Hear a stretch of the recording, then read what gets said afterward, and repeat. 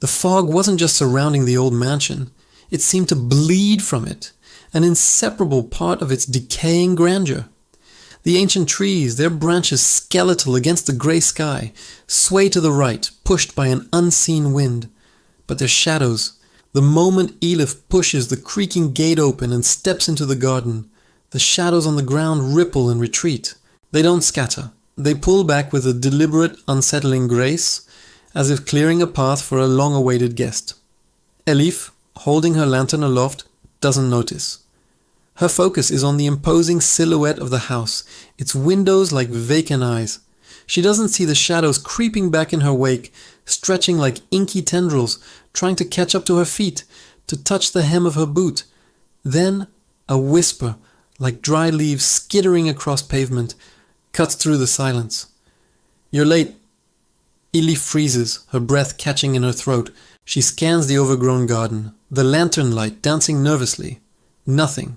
Just the wind and the groaning trees. Then the voice comes again, but this time it's different. "Elif, it's not from a single point. It's everywhere and nowhere at once, rising from every patch of darkness, from the shadow of every leaf and stone. The sound is a tapestry woven from the very fabric of the night." The camera pans up toward the mansion's shattered windows. Within the darkened panes, things are moving. They are not reflections. They are dark, disproportionate shapes, vaguely human, but stretched and warped, shifting restlessly within the glass. This house, it knows Elif. It remembers her. But the shadows are something else entirely. They are older than the stone, older than the trees, older than memory itself. They were waiting. The heavy oak door groans open, not with a rush of cold air, but with an outflow of pure, palpable darkness that seems to absorb the weak light of Elif's lantern. She fumbles for the flashlight on her belt, its powerful beam cutting a sharp cone into the gloom. The light splashes against the far wall of the grand foyer, revealing peeling wallpaper and dust motes dancing like frantic sprites. But it also reveals something impossible. On the wall there are two shadows of Elif. One mimics her perfectly, but the other is slow. It lags a fraction of a second behind her every move, a dark, lazy echo of her own form.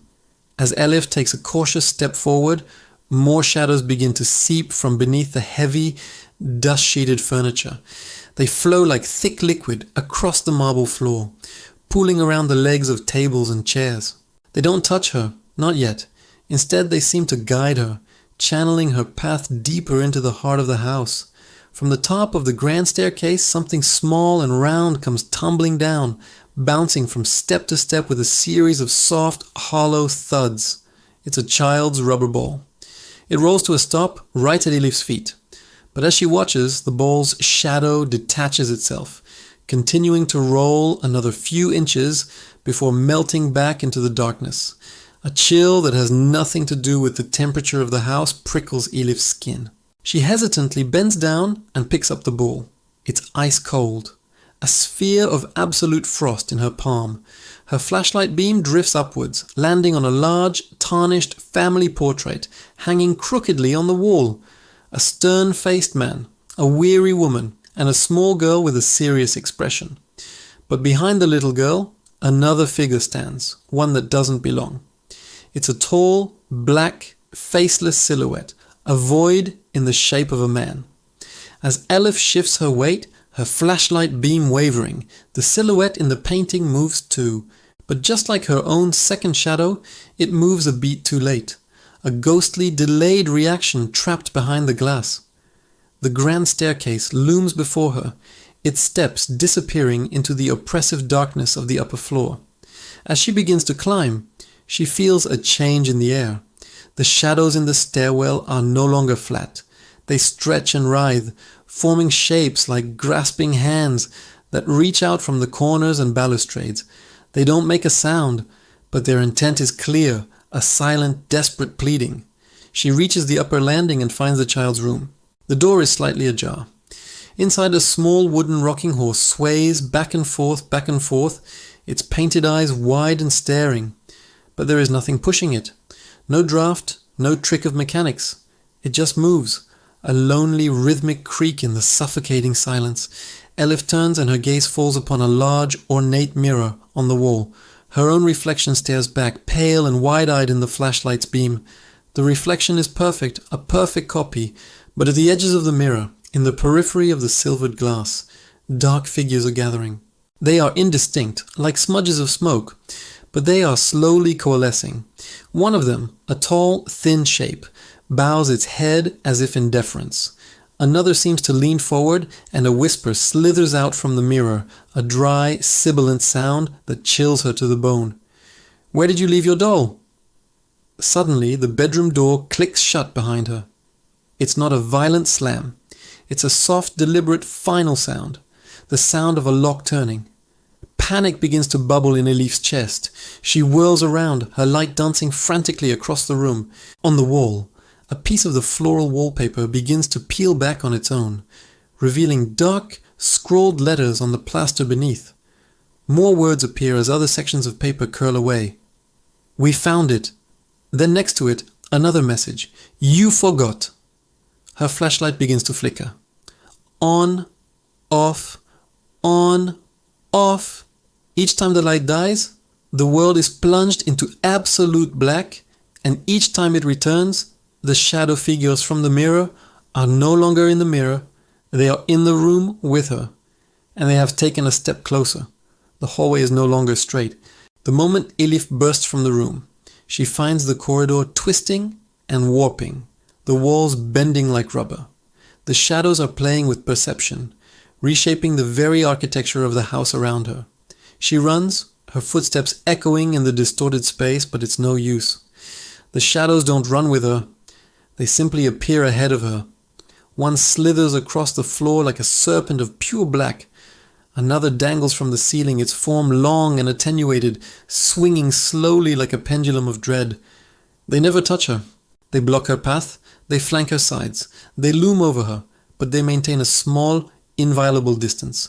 They don't need to touch her. The terror is in their presence, in their silent, suffocating promise. They are herding her, manipulating her flight.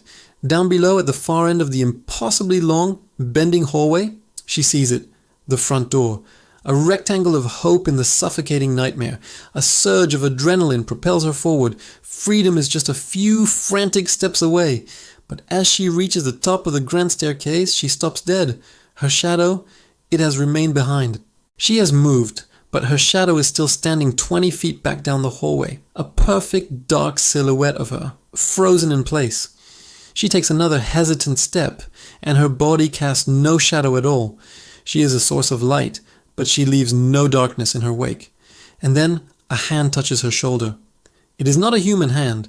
It's cold, ancient, and made of something that feels like solidified night.